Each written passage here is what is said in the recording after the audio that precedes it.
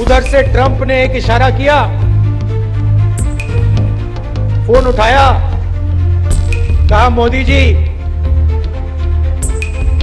क्या कर रहे हो?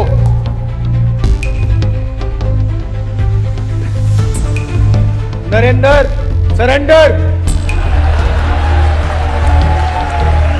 और जी हजूर करके नरेंद्र मोदी जी ने ट्रंप के इशारे का पालन किया। ये बीजेपी आरएसएस वालों को अब मैं अच्छी तरह जानता हूं। इन पर थोड़ा सा दबाव डालो, थोड़ा सा धक्का मारो, डर के भाग जाते हैं लोग। जैसे उधर से ट्रंप ने एक इशारा किया, फोन उठाया, कहा मोदी जी क्या कर रहे हो? नरेंद्र सरेंडर। और जी हजूर करके नरेंद्र मोदी जी ने ट्रंप के इशारे का पालन किया। आपको एक समय याद होगा जब फोन कॉल नहीं आया था,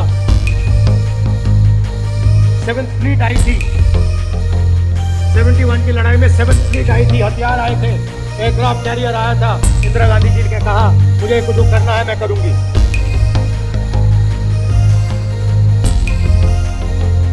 ये फर्क है, इनका कैरेक्टर है। ये सारे के सारे ऐसे हैं। आजादी के समय से सरेंडर वाली चिट्ठी लिखने की आदत है। 1 सेकंड में थोड़ा सा दबाव पड़े, भैया ये लो। हाँ, तो ये इनका कैरेक्टर है। कांग्रेस पार्टी सरेंडर नहीं होती है। गांधी जी, जवाहरलाल नेहरू, सरदार पटेल, ये सरेंडर वाले लोग नहीं है। ये सुपर पावर से लड़ने वाले लोग हैं।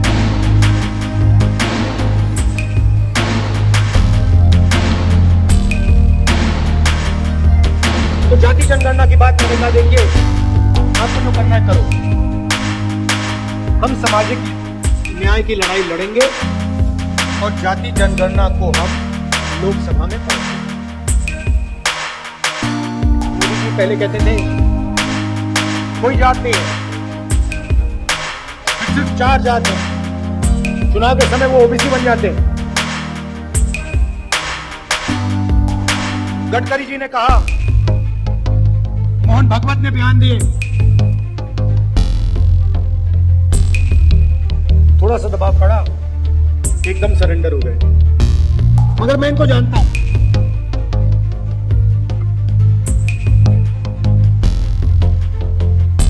जैसे इन्होंने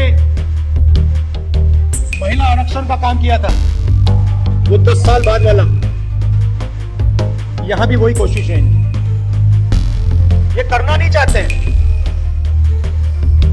ये दबाव में आकर बोल गए हैं, मगर ये करना नहीं चाहते क्योंकि ये इस देश में न्याय नहीं चाहते। ये अंबानी अदानी वाला देश चाहते हैं, अरबपतियों वाला देश चाहते हैं, सामाजिक न्याय वाला देश नहीं चाहते। मैं आपको तेलंगाना की बात करना चाहता हूं। 2 मॉडल है जाति जनगणना के, एक तेलंगाना का मॉडल और दूसरा बीजेपी का बिहार का मॉडल, और जो उनकी सोच का मॉडल। तेलंगाना में जाति जनगणना कैसे हुआ मैं आपको बताना चाहता हूं।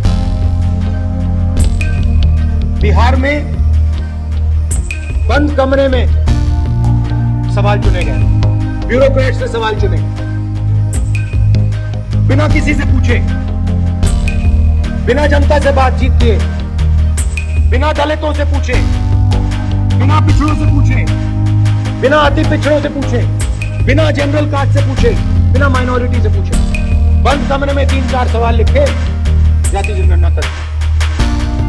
तेलंगाना में हमने लाखों लोगों से सवाल पूछे,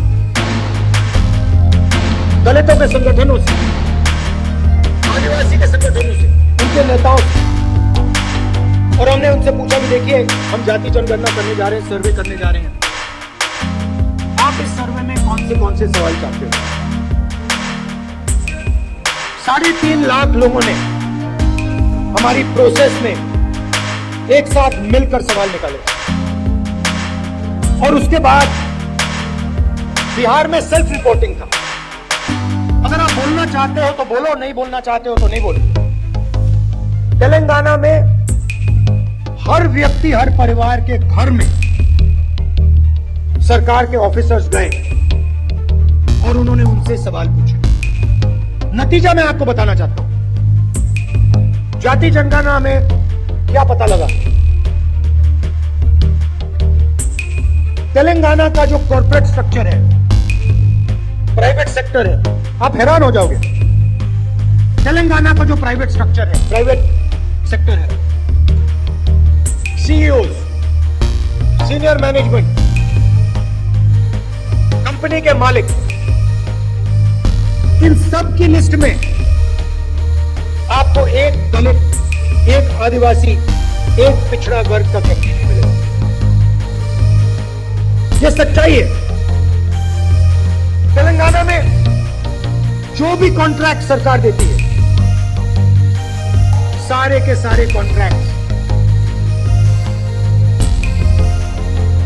5% लोगों को, उसमें ना कोई दलित है, ना कोई आदिवासी है, ना कोई पिछड़े वर्ग का व्यक्ति है। ये सच्चाई है। हम कहते हैं हम सुपर पावर बनना चाहते हैं। दलितों की आबादी 15%, पिछड़ों की आबादी कम से कम 55%, आदिवासियों की आबादी 9%, माइनॉरिटीज 15%, सब छोड़ दो 90% बनता है। इनकी भागीदारी नहीं। और वही चुने हुए अमीर लोगों को सारा का सारा दिया जाता है। उसी लिस्ट पे कॉर्पोरेट सेक्टर की लिस्ट निकालो, बड़े बड़े ब्यूरोक्रेट्स की लिस्ट निकालो, उसमें आपको गरीब जनरल कास्ट नहीं मिलेगी। ये सच्चाई है। मजदूरों की लिस्ट निकालो, उबर ड्राइवर्स की लिस्ट निकालो, जो खाना डिलीवर करते हैं उनकी लिस्ट निकालो, और उसमें आपको पिछड़ा वर्ग, दलित, आदिवासी सब मिलेगा। 2 हिंदुस्तान बन रहे हैं, एक 90% का और दूसरा चुने हुए लोगों का 5-7%। बड़ी बड़ी बातें होती है सुपर पावर बनेंगे, ऐसे कोई सुपर पावर नहीं बनता। जब तक हम हर हिंदुस्तानी की शक्ति का नहीं प्रयोग करेंगे, क्योंकि देश सुपर पावर छोड़ो आगे नहीं जा सकता। यह सच्चाई है। जो भी सपने देखने देख लो, कभी नहीं हो सकता।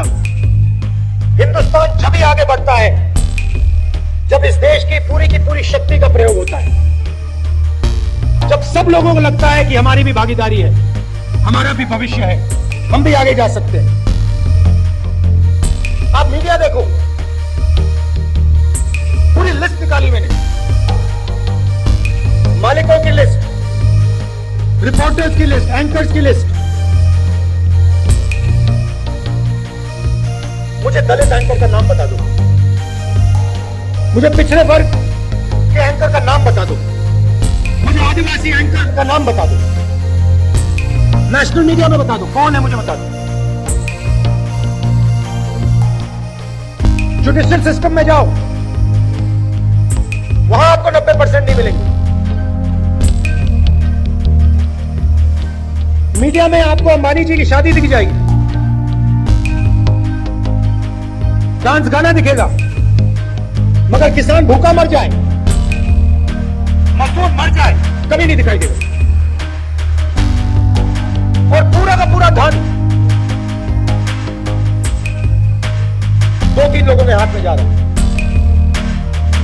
डिफेंस की इंडस्ट्री देखो, वहां आपको अदानी दिखेगा। छत्तीसगढ़ में माइनिंग देखो, वहां आपको अदानी मिलेगा। अदानी की सड़कों पे चलो, इंफ्रास्ट्रक्चर भी उसका, सीमेंट भी उसका, और कोई है ही नहीं। मतलब इन 2-3 लोगों को छोड़कर ऐसा लगता है कि इस देश में कोई बिजनेस वाला रहा ही नहीं। उधर अमेरिका में केस लगा हुआ है अदानी के खिलाफ, मगर हिंदुस्तान में जो भी ये करना चाहता कर सकता। क्यों? नरेंद्र मोदी का दोस्त।